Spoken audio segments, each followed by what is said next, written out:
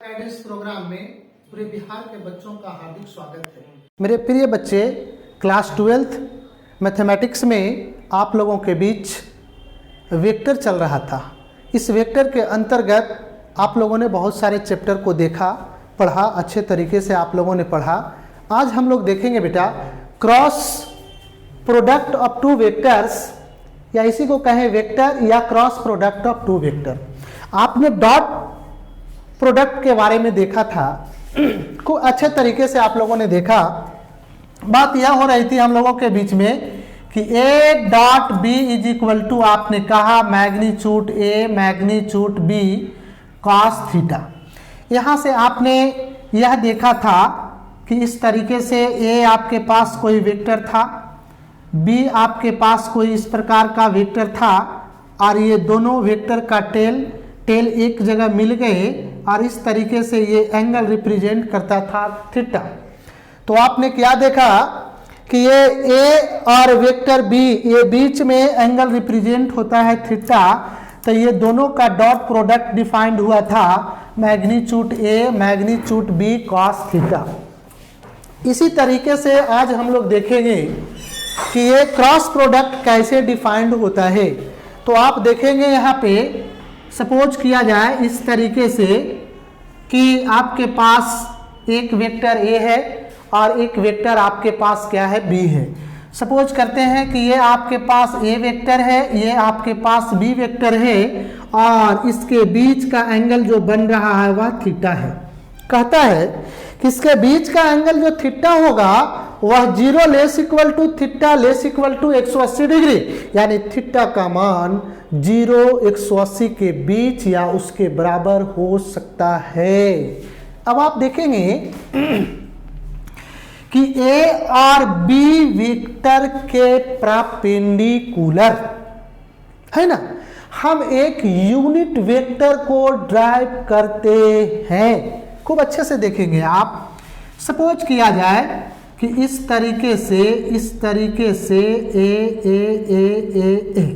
ये आप देखेंगे कि हम इस तरीके से एक यूनिट वेक्टर जिसका हम एन कैप कहते हैं, जो ए और बी वेक्टर के परपेंडिकुलर हमने ड्रा किया, तब ये दोनों वेक्टर को क्रॉस प्रोडक्ट में हम कहेंगे ए क्रॉस बी कहेंगे। और इस ए क्रॉस बी को जब हम डिफाइंड करेंगे तो देखेंगे बेटा कि A cross B equal to A magnitude B sine theta N cap. N cap का मतलब ये यूनिट वेक्टर होता है, और ये एन जो आपका होता है ये दोनों ए और बी वेक्टर के परपेंडिकुलर होता है, जैसा कि आप यहाँ पे दिखा चुके हैं। अब इस स्थिति में ए क्रॉस बी हम लोग डिफाइन करते हैं magnitude A magnitude B sine theta N unit vector, जहां थीटा का मान 0 less equal to theta less equal to 180 degree होता है। इस तरीके से हम लोग ए क्रॉस बी को डिफाइंड करते हैं। यहाँ पर भी सिचुएशन यह आता है जैसा कि आपने यहाँ पर देखा था कि vector A dot vector B is equal to vector B dot A. क्या भाई, हम इस तरीके से इसमें भी कह सकते हैं कि vector A cross vector B equal to vector B cross A? ना कह सकते हैं, बिल्कुल नहीं कह सकते हैं मेरे बच्चे, क्योंकि ये डॉट अलग चीज है, क्रॉस अलग चीज है। A cross B it is not equal to B cross A. अगर कहेंगे तो इसके साइन चेंज हो जाएगा। क्या कहेंगे? ए क्रॉस बी यहाँ आ जाएगा minus vector B cross A, ये सही होगा। या बी क्रॉस ए को कहेंगे minus A cross B, sign आगे या पीछे लगा सकते हैं, कोई प्रॉब्लम नहीं है, कोई दिक्कत नहीं है। इस तरीके से आप कहेंगे कि ए क्रॉस बी जो आपका हो गया vector A cross B itself a vector. A cross B जो आपका है वह क्या है? एक वेक्टर है। A cross B is itself a vector, है ना। ये एक वेक्टर है। ए क्रॉस बी क्या हो गया, एक वेक्टर हो गया। तो ए क्रॉस बी को हमने डिफाइंड किया magnitude A magnitude B sine theta. अब इसका अगर मीनिंग डिफाइन करके लाते हैं तो मैग्नीट्यूड ए का आप कहेंगे ए क्रॉस बी आ गया, तो मैग्नीट्यूड का ए और इसका बी और ये साइन थीटा, और ये तो आपका एन यूनिट वेक्टर है ना। तो ए क्रॉस बी का जब आप अगर मैग्नीट्यूड डिफाइन करेंगे तो इस स्थिति में आपके पास वैल्यू आकर के आ जाएगा जो आपका प्राप्त हो जाएगा ए बी साइन थीटा। ठीक है, एन तो आपके पास यूनिट वेक्टर है। इस तरीके से हम लोग देखते हैं यहाँ पे बहुत सारे इसमें प्रॉपर्टीज आपके पीछे है जो हम इस चीज को क्लियर करेंगे और आसानी से आप लोगों के बीच हम दिखाने का प्रयास करेंगे प्रॉपर्टीज के माध्यम से कि क्या होगा। जैसा कि आप यहाँ पे देखेंगे बच्चे, स्क्रीन पे देखेंगे आप यहाँ पे जो आपका डिफिनेशन आपके पास ये जो रखा गया है वो इस तरीके से आपके बीच रखा गया है।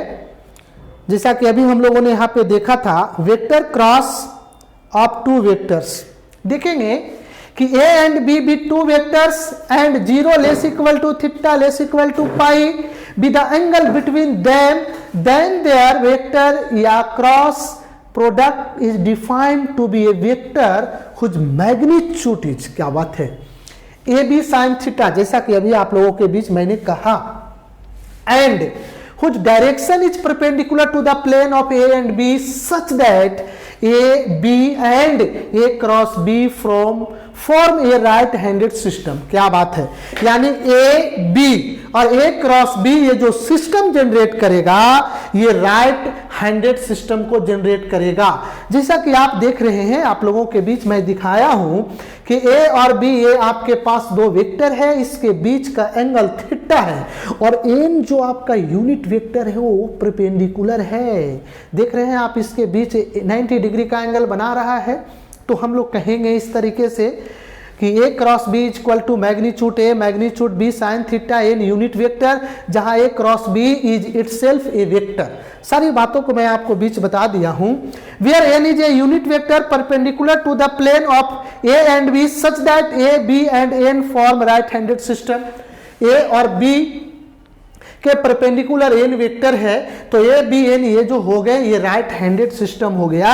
और ए क्रॉस बी को आपने डिफाइंड किया तो देख रहे हैं कि magnitude A magnitude B sine theta हो गया।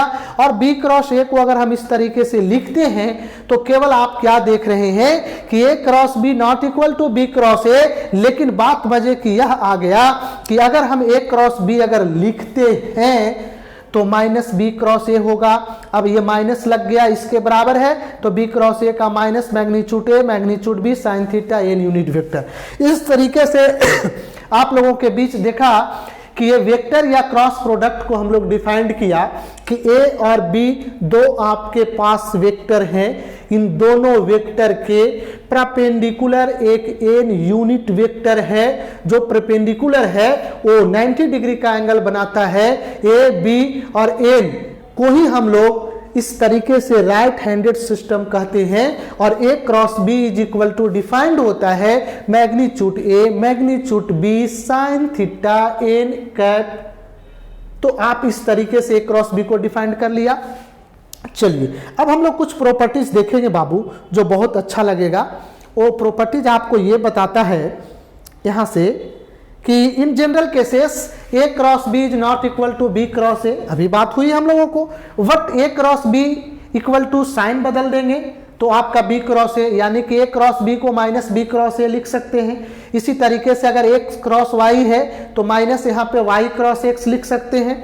चलिए फॉर स्केलर, आप स्केलर में क्या देख रहे हैं कि एम स्केलर है और यहाँ पे हम क्या कर रहे हैं कि एम ए यानी एम को हम वेक्टर ए के साथ मल्टीप्लाई किया, क्रॉस बी है तो ऐसा भी लिख सकते हैं कि एम इंटू ए क्रॉस बी या ए क्रॉस आप एम वेक्टर बी ये भी कह सकते हैं। मतलब एम स्केलर है वो किसी के साथ भी मल्टीप्लाई हो सकता है, इसमें कोई झिझक नहीं है। अब है A cross V vector B plus minus vector C, तो कुछ नहीं सीधा A cross B plus minus A cross C, सीधा आपका ये आप डिस्ट्रीब्यूटिव लॉ का आप इस्तेमाल करते हैं। If A is parallel to B, बहुत अच्छा बात, आप यहाँ पे देखेंगे कि ए अगर बी का पैरेलल है तो थीटा का मान 0 डिग्री होगा या तो 180 डिग्री होगा।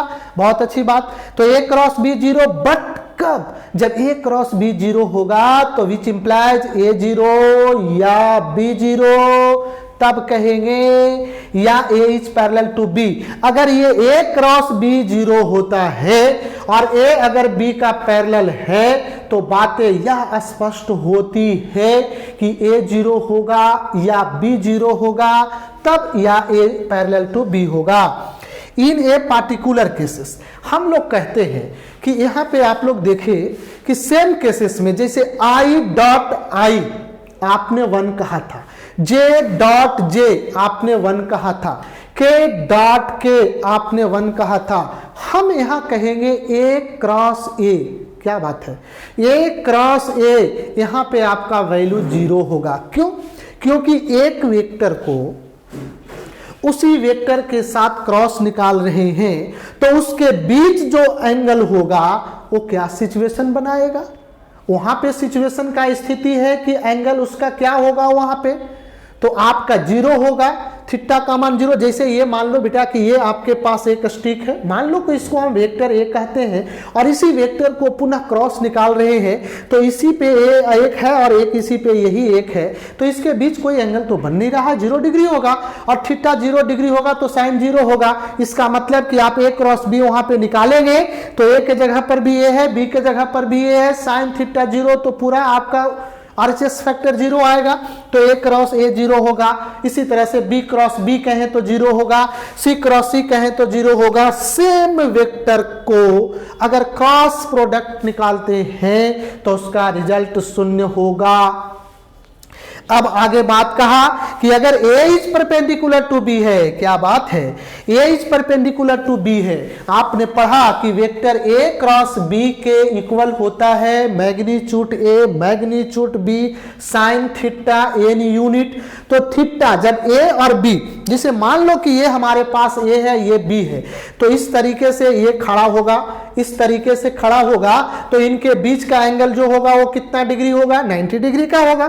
तो थीटा अगर 90 डिग्री अगर होता है तो इसका मतलब ए क्रॉस बी हमने पढ़ा magnitude A magnitude B sine theta, theta का मान 90 डिग्री, तो साइन 90 डिग्री का मान 1, यानी ए क्रॉस बी बराबर मैग्नीट्यूड ए मैग्नीट्यूड बी और साइन 90 का 1 इंटू एन कैप हो गया। तो वही चीज को दर्शा रहा है कि A is perpendicular to B होगा तो A cross B equal to magnitude A magnitude B N unit. ये आपके पास आ गया। इस तरीके से और आगे भी प्रॉपर्टीज है बेटा जो आप देख सकते हैं, बहुत अच्छे तरीके से सिस्टम है। आई क्रॉस आप देख रहे हैं किस तरीके से है कि आई क्रॉस आई है, आई क्रॉस जे, ये आपने देखा ना, सेम वेक्टर आपके पास आ रहा, आई क्रॉस आई, जे क्रॉस जे, के क्रॉस के। अभी आप लोगों को मैंने बताया कि आई क्रॉस आई लेते हैं तो 0 होगा, क्योंकि ए वेक्टर भी आई है और बी वेक्टर भी आई है और दोनों के बीच जो एंगल बन रहा है वह 0 बन रहा है, 0 डिग्री बन रहा है। इस इस्तेमाल से आप देखेंगे तो आई क्रॉस आई, जे क्रॉस जे, के क्रॉस के, ये 0 होगा। हाँ, जब अल्टरनेट करते हैं तो आइए जरा सा हम इस पे आपको दिखाएं यहाँ पे बढ़िया से कि जब आप अल्टरनेट करते हैं तो कुछ अलग सिचुएशन आपका बनता है। वो सिचुएशन बनता है कि आई और आपके पास सेम जो आपका सिचुएशन बना रहा है, अभी आपने देखा था कि आई क्रॉस आई को इस तरीके से क्या हम करते हैं, तो ए क्रॉस बी को आपने डिफाइंड किया कि magnitude A magnitude B sine theta N cap, ये ए क्रॉस बी को आपने डिफाइंड किया है। अब इसी तरीके से आप यहाँ पे आई क्रॉस आई को भी दर्शा सकते हैं, जे क्रॉस जे को भी दर्शा सकते हैं। देखो बेटा, जैसा कि आप यहाँ पे देखने वाले हैं, इस तरीके से एक्सिस हम बना रहे हैं, ये इसको हम एक्स एक्सिस ले लें, इसको वाई ले लें और इस तरीके से इस एक्सिस को हम अगर यहाँ पे जेड एक्सिस कह दें तो इसके सिमेट्रिक हम ये आई ले लेते हैं, इसको हम जे ले लेते हैं और इसको हम के वेक्टर ले लेते हैं। अब क्या आप देखने जा रहे हैं, देखने यह जा रहे हैं कि सपोज करो कि अभी अभी आपने ए क्रॉस बी के बारे में पढ़ा, magnitude A magnitude B sine theta N, तो यूनिट था, कोई फर्क नहीं पड़ता है। अगर अब हमको I क्रॉस I लेना है सेम, J क्रॉस J लेना है सेम, K क्रॉस K लेना है सेम, क्या बात है दोस्तों। देखेंगे सेम वेक्टर को हम उसका क्रॉस प्रोडक्ट निकालने जा रहे हैं तो क्या स्थिति होगी। आई है तो आई पे एंगल क्या बन रहा है, 0 डिग्री बन रहा है। तो अगर हम ए क्रॉस बी के जगह पे, ए के जगह पे आई और बी के जगह पर भी आई रखेंगे तो magnitude I sine theta this is 0 degree. अब आई का मैग्नीट्यूड 1, इसका भी 1 और साइन 0 का मान 0, लपेट देंगे तो पूरा 0। इस तरीके से similarly J cross J 0, K cross K 0।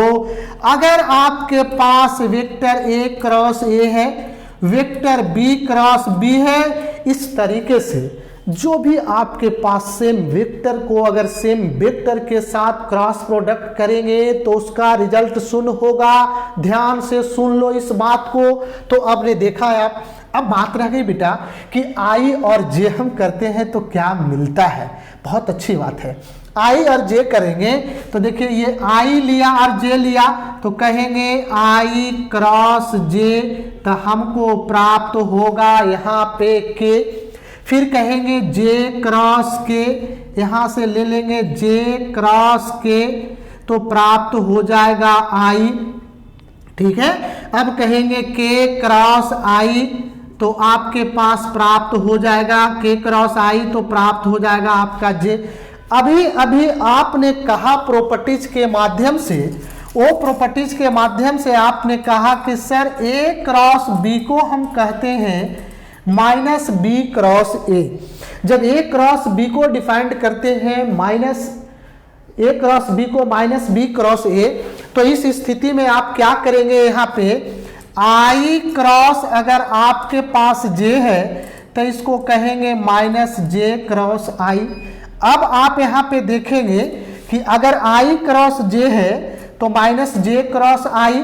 अब इसको J क्रॉस I अगर आपको लिखना रहे तो ये चिन्ह को हम इधर भी कर सकते हैं, minus I cross J is equal to J cross I। अब I क्रॉस J का मान आपके पास क्या है, K वेक्टर है, यानी J क्रॉस I आपके पास निकल करके आ गया।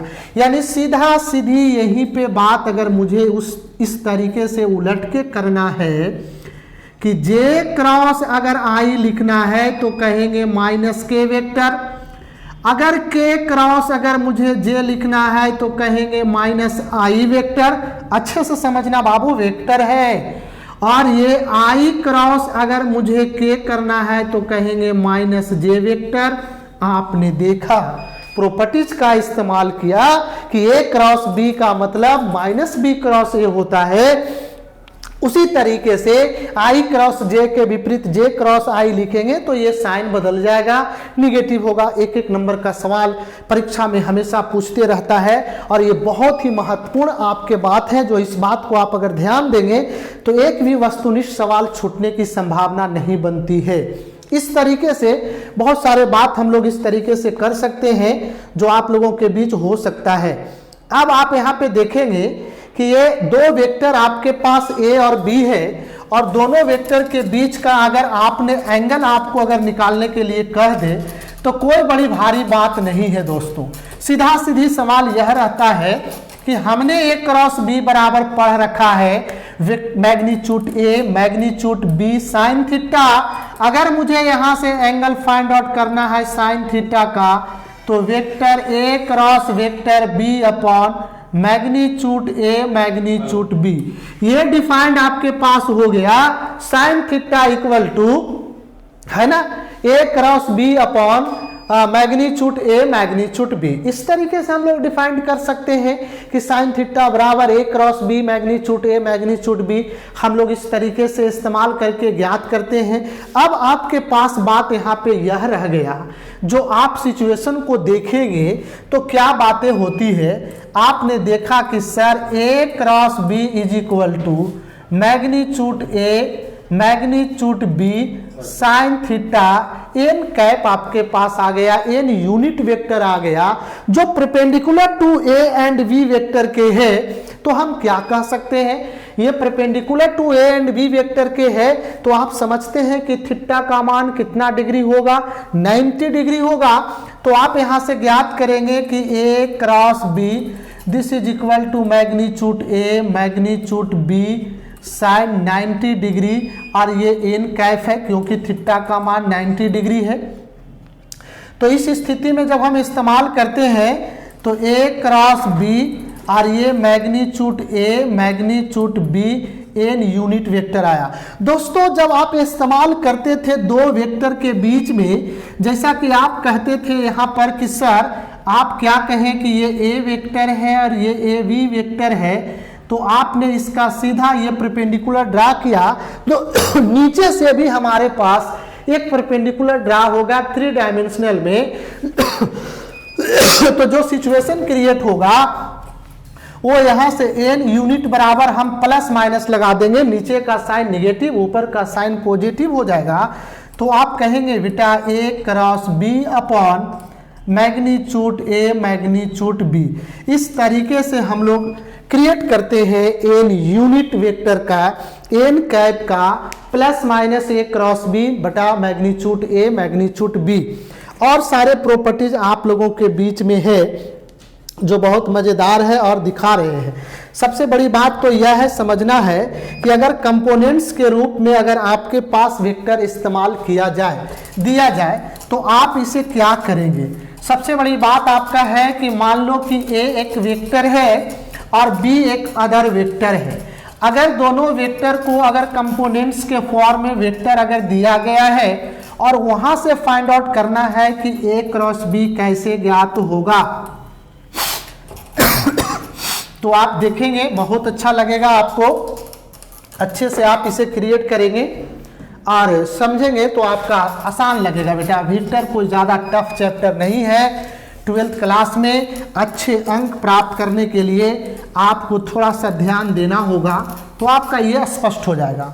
अब आप समझेंगे कि हमारे पास एक वेक्टर बराबर मान लिया कि ये a1 i है, a2 j है प्लस a3 k है, और वेक्टर b जो दिया गया है वह b1 i है प्लस b2 j है और प्लस b3 k है। अगर इस तरीके से दो वेक्टर्स a और b अगर दिया जाता है और मुझे कहता है कि sir a cross b find out करो, तो आपने डिटर्मिनांट पढ़ा है, डिटर्मिनांट पढ़ा था, उसके डिफिनेशन के आधार पे हम इसको डिफाइंड कर लेते हैं। तो आप फर्स्ट रो में i वेक्टर, j वेक्टर और k वेक्टर को करेंगे।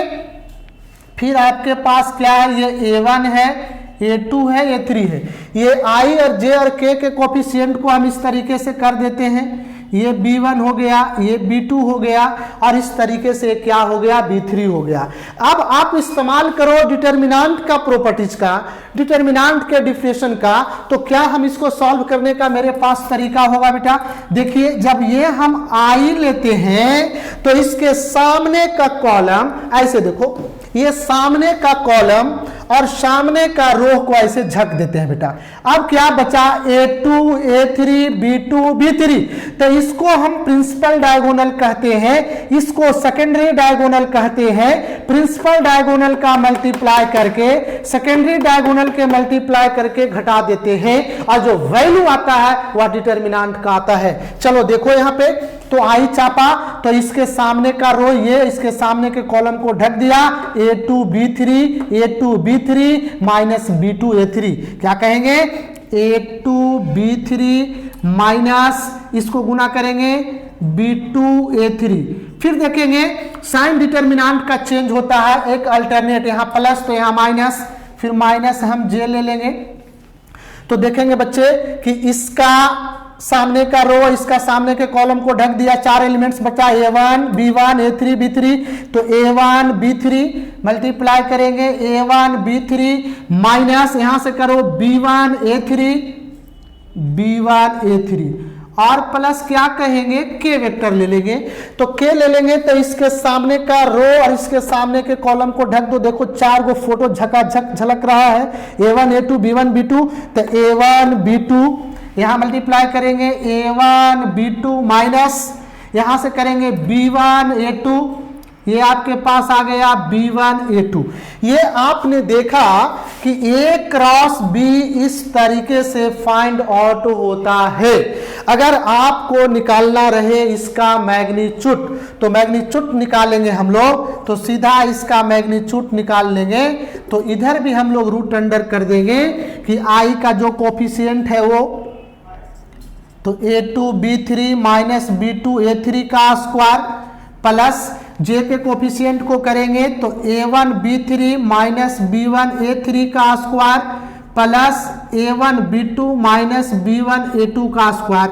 इस तरीके से हम इसका मैग्नीट्यूड भी ज्ञात करते हैं। अगर इस तरीके से आपके बीच अगर हम एक सवाल ले लें तो आप यहाँ पे आसानी से फाइंड आउट कर सकते हैं। और आप देखेंगे कि वेक्टर a का मान और वेक्टर b का मान इसके सहायता से हम ज्ञात कर सकते हैं। जैसा हमारे पास एक क्वेश्चन कहता है कि find magnitude a cross b ज्ञात करना है।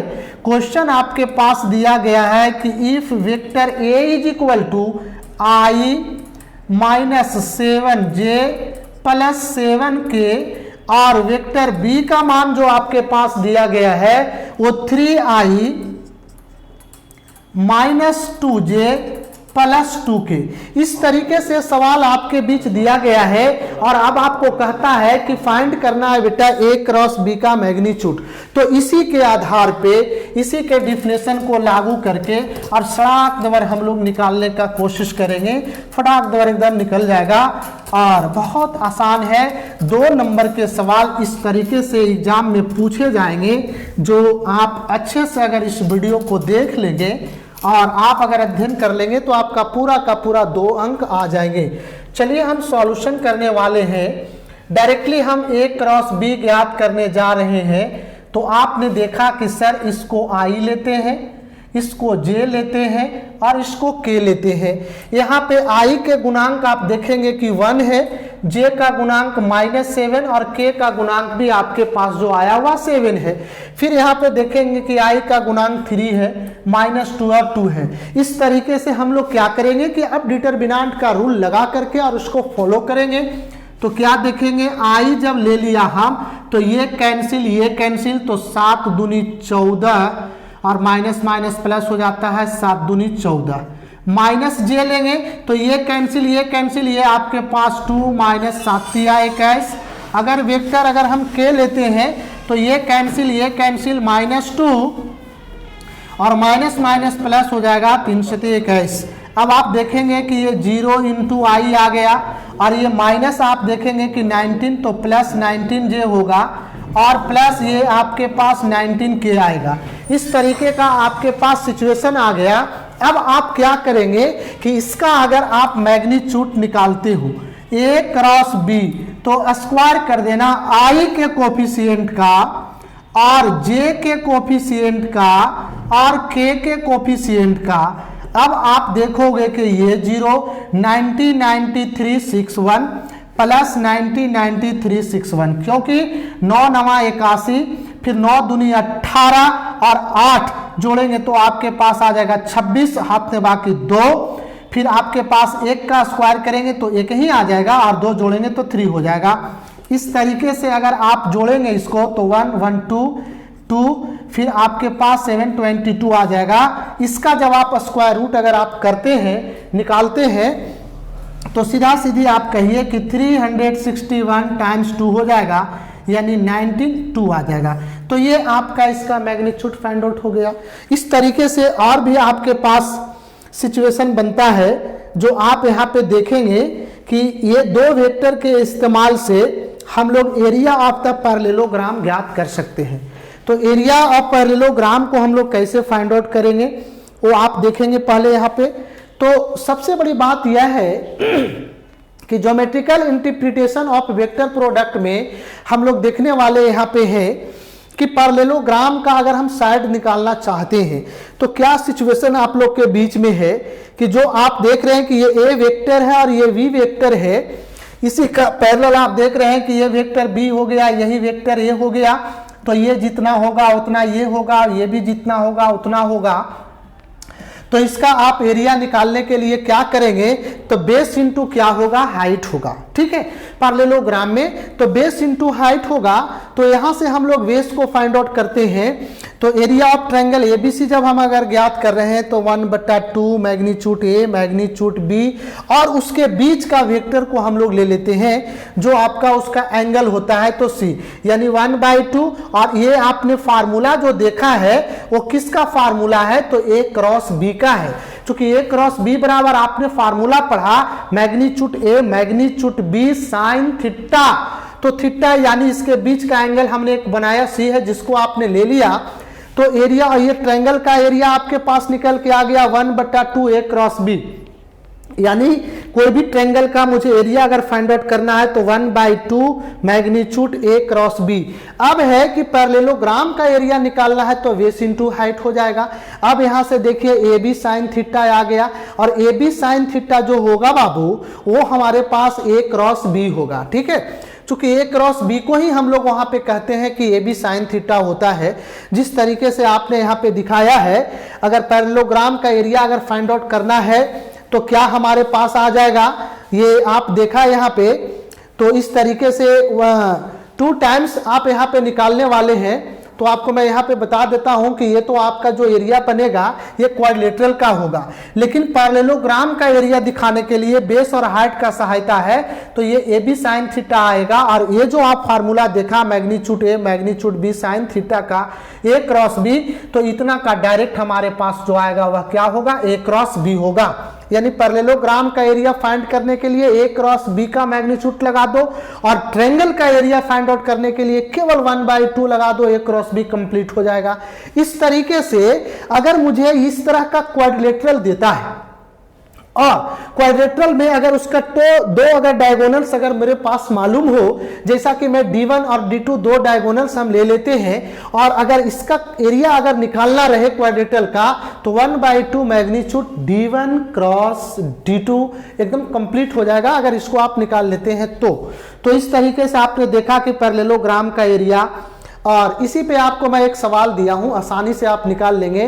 The area of parallelogram which diagonals are respectively इतना एंड इतना। मान लेते हैं कि ये हमारा ए है और ये हमारा बी है, तो एरिया निकालने के लिए क्या करेंगे 1/2 D1 इंटू D2 करेंगे।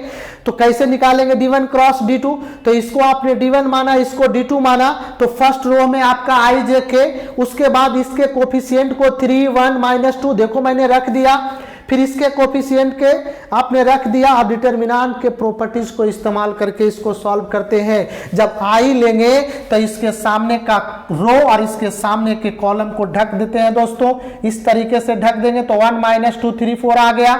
अब इसको मल्टीप्लाई करो, प्रिंसिपल डायगोनल का 4 × 4 आपके पास आ गया, बीच में साइन माइनस का होता है, ये माइनस माइनस प्लस हो जाएगा, 3 दूनी 6, तो 4 में से आपके पास कितना गया, 2 गया। तो क्या 4 में से आपके पास 6 गया तो कितना बचेगा, -2। देखिए 2 हो गया, आई तो लिया था।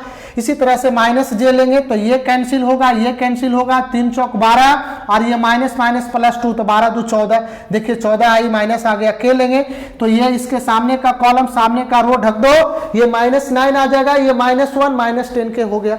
तो इस तरह से इसका मैग्नीट्यूड निकाल देंगे तो ये आ जाएगा, और एरिया निकालेंगे तो 1/2 D1 क्रॉस D2 आपके पास हो गया, यानी ये आपके 5√3 आ गया, जो आपका बीच करेक्ट। तो इस तरीके से आप देखेंगे यहाँ पर क्या देखेंगे कि अगर पैरेललोग्राम का मुझे एरिया फाइंड आउट करना है और अगर वो दो डायगोनल्स उसका मौजूद हो, बहुत इंपॉर्टेंट बात, 2 नंबर का सवाल हमेशा एग्जामिनेशन में बोर्ड एग्जाम में पूछे जाते हैं।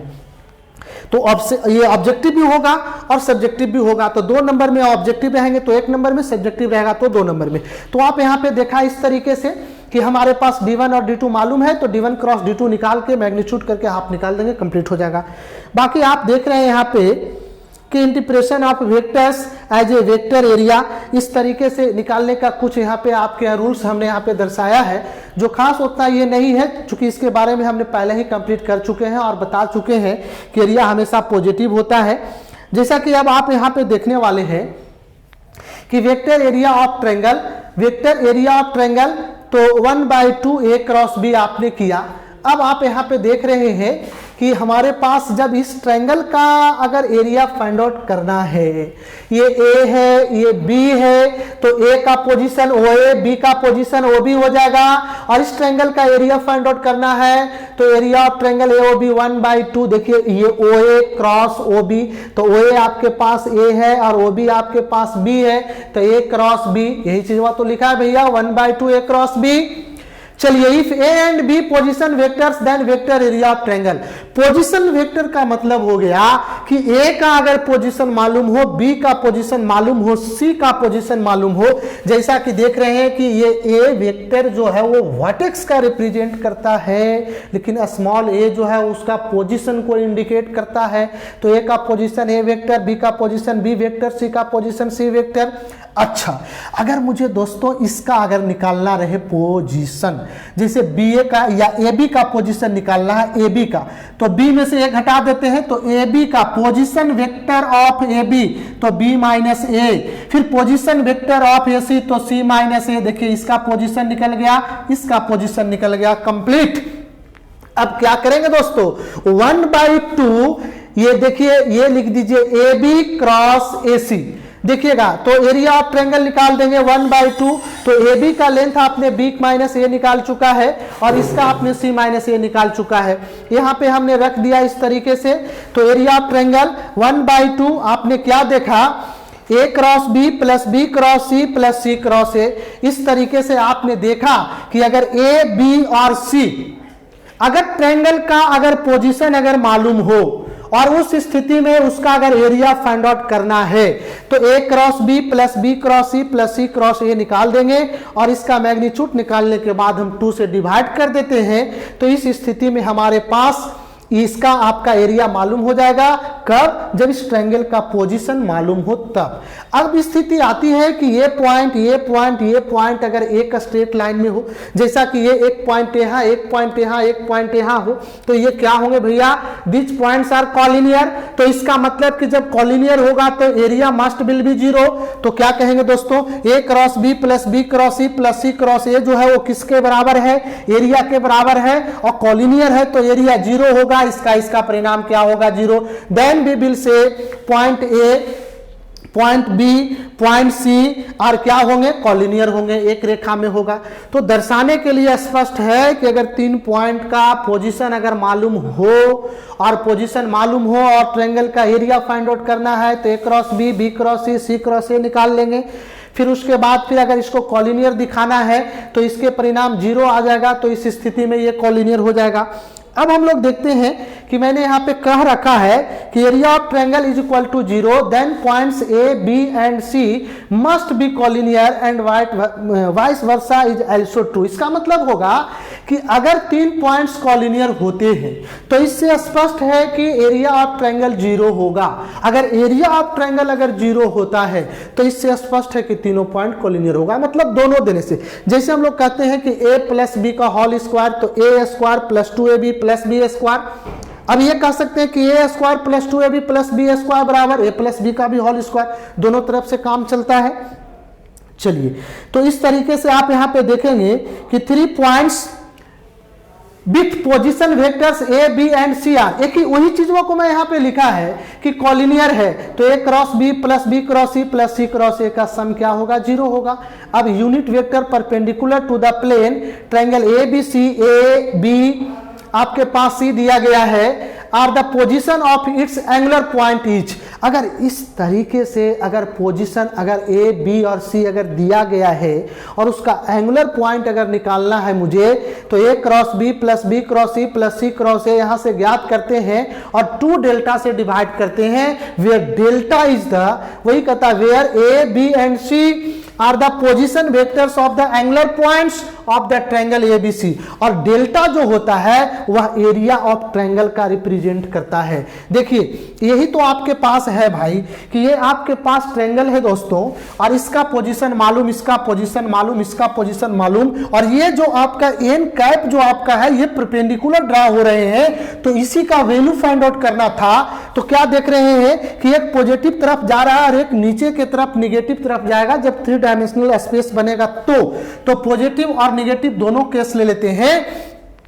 तो जो पोजीशन वेक्टर में आप दिया रहता था और आप a cross B, B cross C plus C cross A निकाल करके अगर 2 डेल्टा से डिवाइड करते हैं, जहां डेल्टा जो है वो ट्रायंगल का एरिया रिप्रेजेंट करता है, और एरिया आपने पढ़ा 1/2 a क्रॉस बी, तो यहां से कर देते हैं तो ये एंगुलर पॉइंट्स का आपके पास फाइंड आउट होकर के आ जाता है पोजीशन। आगे हम लोग इस तरीके से देखा है कि जैसे क्वाड्रिलेटरल था वहां पे, तो आपको मैंने कहा कि अगर सर उसका 2 अगर डायगोनल्स अवेलेबल हो तो हम उस क्वाड्रेटल का एरिया फाइंड आउट कर सकते हैं। सपोज किया जाए यहाँ पे कि आप जो देख रहे हैं बाबू, एक आपके पास AC यहाँ पर आपका डायगोनल है और एक आपका BD डायगोनल है, और इस क्वाड्रेटल का अगर एरिया मुझे फाइंड आउट करना है तो 1/2 मैग्नीट्यूड इसका और इसका क्रॉस निकाल दो, इसका और इसका क्रॉस निकाल दो, और उसका मैग्नीट्यूड निकाल कर 2 से डिवाइड कर दो, ये क्वाड्रेटल का एरिया फाइंड आउट हो जाएगा। चलिए, बहुत ही अच्छा सवाल आपके बीच में रखा है कि find the area of parallelogram which adjacent sides are determined by the vectors इतना एंड इतना। देखिए यहां पे क्या है कि 2 एडजेसेंट साइड्स पैरेललोग्राम का दिया है। अभी आपको मैंने सिखाया था कि 2 डायगोनल्स पैरेललोग्राम का मालूम था, तो उसका एरिया फाइंड आउट करने के लिए 1/2 मैग्नीट्यूड a क्रॉस b ज्ञात किया। अब यहाँ पे आपके पास क्या है कि 2 एडजेसेंट साइड अगर पैरेललोग्राम का मालूम हो तो सिर्फ एरिया ज्ञात करने के लिए a क्रॉस b ही काफी है। देखो दोस्तों, a क्रॉस b मैंने ज्ञात किया। अब a क्रॉस b में i j के लिखते थे, a का कोफिशिएंट i का 1, j का -1, k का 3, फिर आप देख लीजिए इसका 2, फिर इसके -7, इसके 1, डिटर्मिनेंट का प्रॉपर्टीज लगा के हल कर दो और इसका मैग्नीट्यूड निकाल देंगे तो i के कोफिशिएंट जो निकल के 20 आया, इसका स्क्वायर, इसका स्क्वायर, इसका स्क्वायर कर दो, ये 15√2 आ गया। ये सॉल्यूशन क्लियर। इसी तरीके से आपके पास वस्तुनिष्ठ सवाल है जो आप देखेंगे कि let the vectors a and b such that magnitude a का 3 दिया, मैग्नीट्यूड b का मान दिया, then a cross b is a unit vector. a cross b आपके पास यूनिट वेक्टर है, तो a क्रॉस b जब यूनिट वेक्टर आपके पास है तो कहता है कि a और b के बीच एंगल ज्ञात करो। तो a और b के बीच एंगल ज्ञात करने के लिए हमने क्या देखा यहाँ पे कि a क्रॉस b बराबर फार्मूला पढ़ा, मैग्नीट्यूड a क्रॉस b बराबर magnitude a magnitude b sine theta. अब आपने देखा कि मैग्नीट्यूड a का मान 3 दिया है, मैग्नीट्यूड b का मान √2/3 दिया है, और a क्रॉस b जो है वह यूनिट वेक्टर है, तो सबका मान दिया गया है। यहाँ पे रख करके सिंप्लीफाई कर दीजिए, आपका परिणाम आ जाएगा। देखेंगे आप यहाँ पे कि a क्रॉस b, तो a क्रॉस b का मान 1, मैग्नीट्यूड a, तो a का मान आपके पास 3 दिया, b तो b का मान √2/3 है दिया हुआ है आपका। अब साइन थीटा, तो यहाँ 3 से 3 कैंसिल, ये आ जाएगा रेशियो में साइन थीटा बराबर 1/√2, और 1/√2 मान होता है साइन 45 डिग्री का, तो यहाँ पे साइन π/4, साइन से साइन कैंसिल, थीटा का मान कितना प्राप्त होके आएगा π/4। तो इसमें ऑब्जेक्टिव आपका क्वेश्चन था, इसमें बीच करेक्ट आंसर होगा π/4। अब आप आगे का सवाल देखेंगे जो इस तरीके का सवाल आपके पास दिया गया है, तो आप देखिए यहाँ पे कहता है कि area of rectangle having vertices, ये आपका वर्टिसेस आपका दिया गया है, ठीक है, A B C with the position vectors इतना इतना इतना एंड इतना। एक रेक्टेंगुलर है, रेक्टेंगल है ना, चारों उसका वर्टेक्स का पोजीशन दिया है दोस्तों, और कहता है कि इसका एरिया ज्ञात करो।